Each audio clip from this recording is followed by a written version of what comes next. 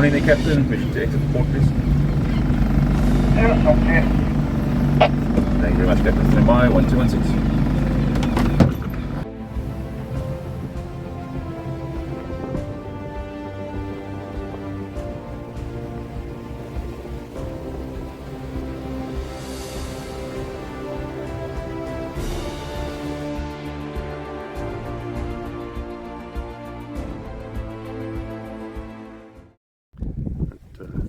Got Justin on here to a good fish on the old school gear.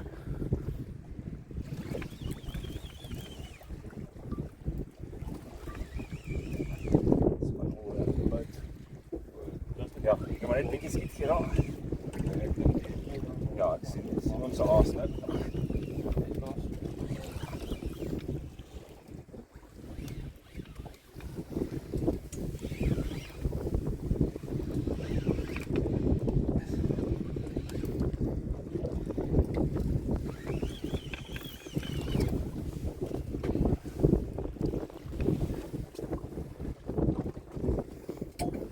Feels like a fish, hè?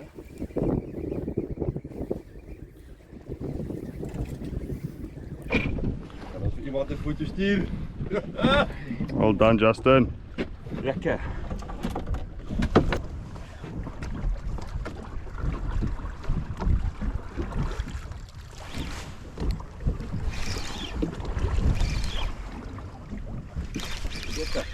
Ja. Er is nog geruim in, maar het beter.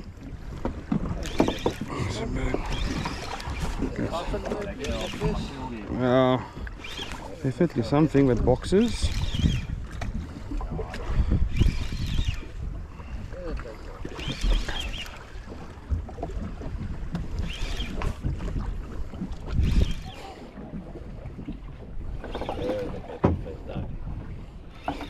Probably another blood Roman.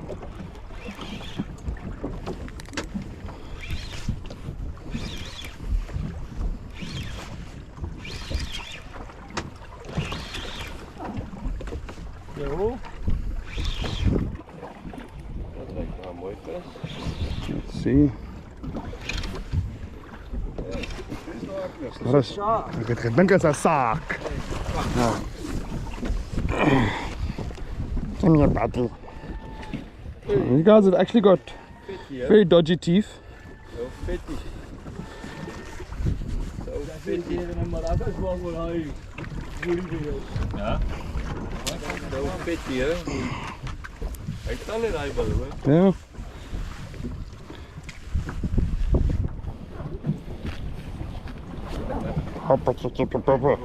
Boy. I want to talk to you today really quickly about something very important to me.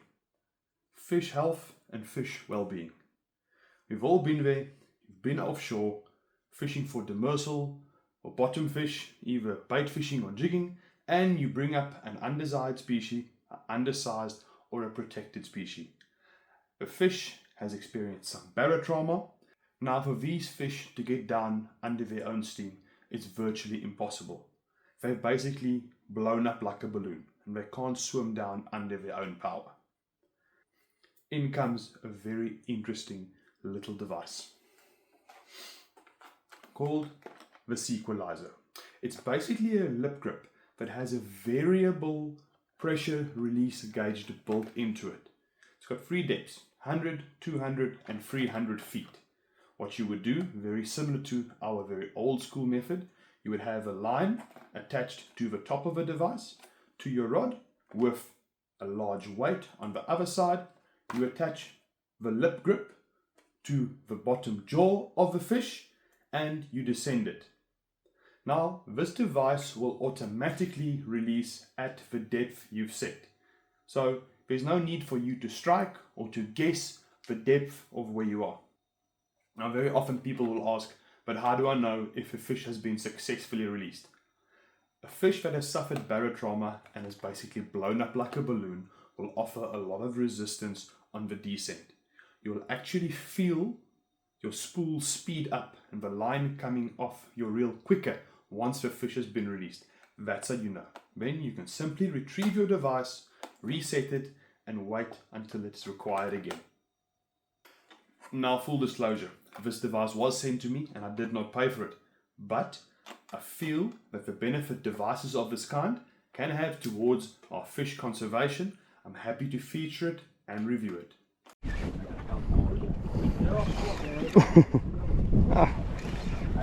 Not too bad, not too bad.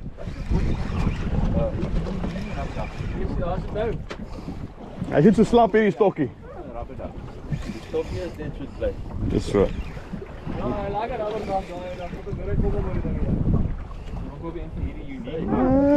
Boxing a bit.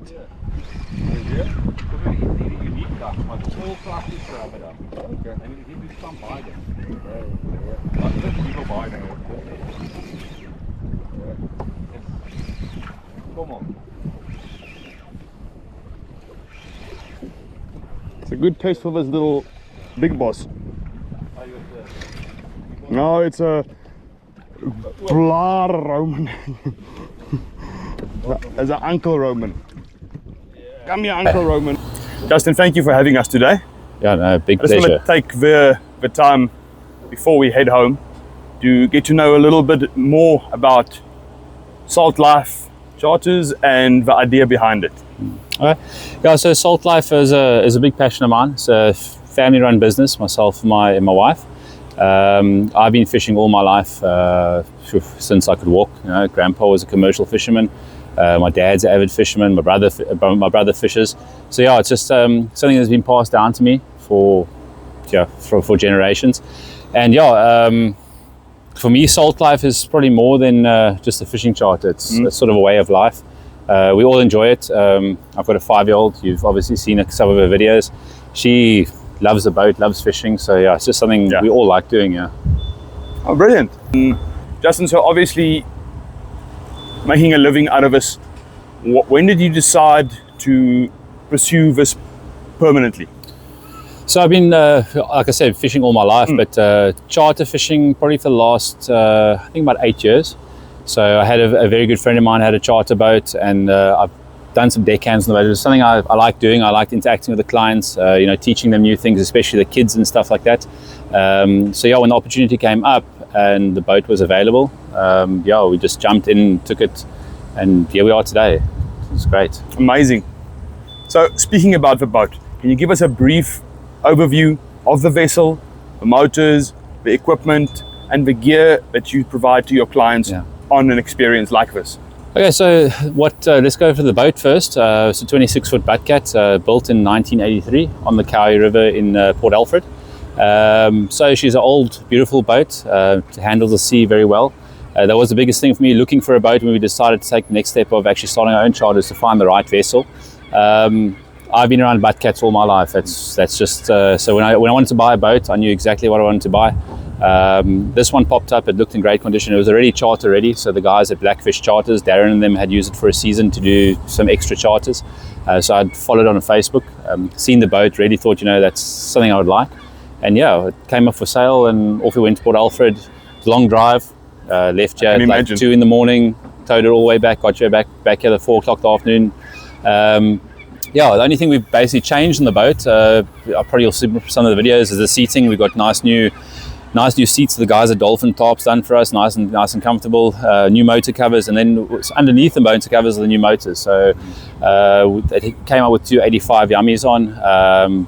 Brilliant motors, ran 2 seasons with them. You were on the boat once or twice with those Yummies. Bit thirsty, but got us to where we needed to go, caught some fish with them, and then I was just scrolling through Facebook Marketplace, and these 2 Mercs came up, and couldn't say no. They're just a really good fit for the boat. Not too heavy, light on fuel, and haven't given me a day's problem yet. So it's obviously maintenance is a big thing, but I maintain them myself, service them every 100 hours, so tip-top condition.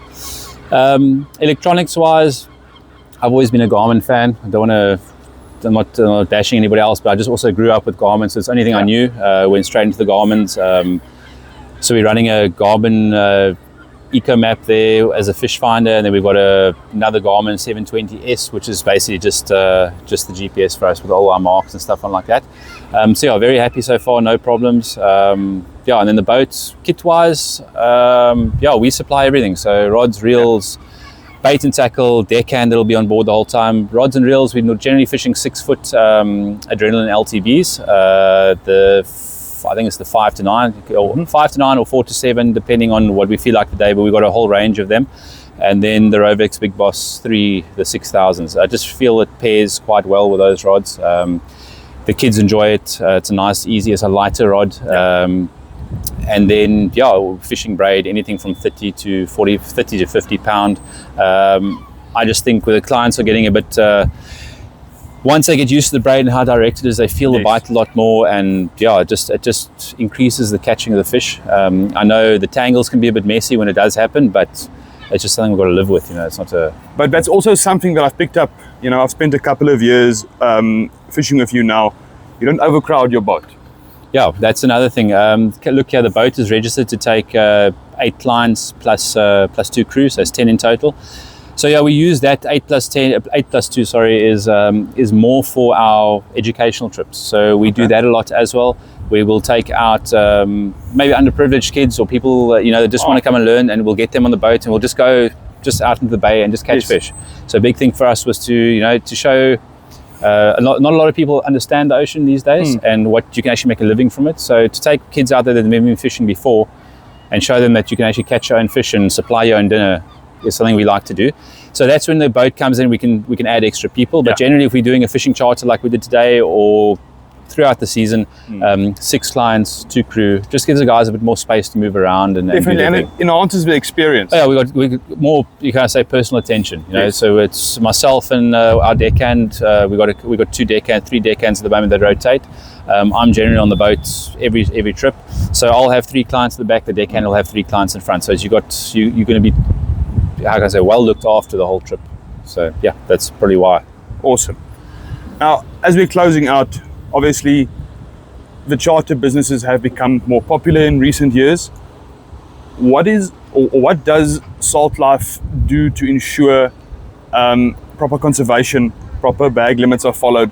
How do you handle that with clients who obviously come on your boat and expect fish? Look, it's what we say is in the mornings you never guarantee fish. We have been lucky; we always get fish, and I think the clients understand that. From my first contact with clients, when they call me, I sort of, you know, we are conservation based. The wife is very into conservation, as you know.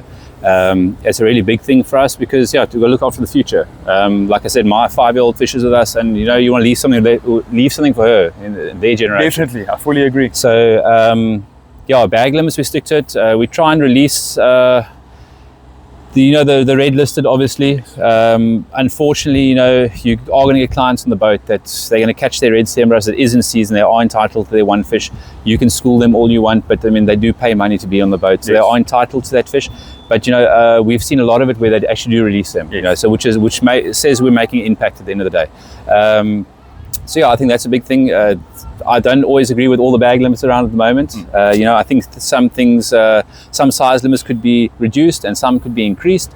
We spoke about it, like the red stump nose, you know, 30 centimeters. I wouldn't mind pushing that up to 40, 50 if we had to. Those are really, really special fish in my eyes.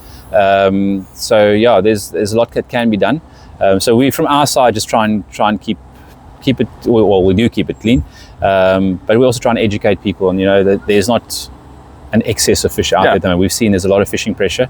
There are lots of charter boats running. Fortunately in Mossel Bay, I think most of them keep to their bag limits and size limits, but yeah, it's not only the charter guys, it's the recreational guys too that have to realize this. It's not only us fishing out there. There's a lot of people, you know, it's a lot of pressure on the ocean. It's not an unending resource as we believe. Exactly, and especially during December months, which we're going into now. I mean, I'm pretty much fully booked for the season, so it's we're going to be out there every day. The other guys are probably also going to be fully booked out there. So we're talking about during the year, maybe there's 4 to 5 permanent charter boats running. We will be one of them, but December you can get up to 15, 16, you know, and then we're talking massive amounts of people just putting pressure on the reef. So if the guys can educate them, it's just so much better for us and for the fish. Well, that's great to hear that you're very conservation orientated on your charters and on your trips as well. Yeah, no, it has to be done. It's no question. Exactly. Justin, once again, thank you very much for having us. It's always a pleasure to fish with you. And until next time. Until next time. Guys, if you want to book a trip with Justin, I'll drop a link to his Instagram down below and you can get in contact with him like that. Sweet stuff.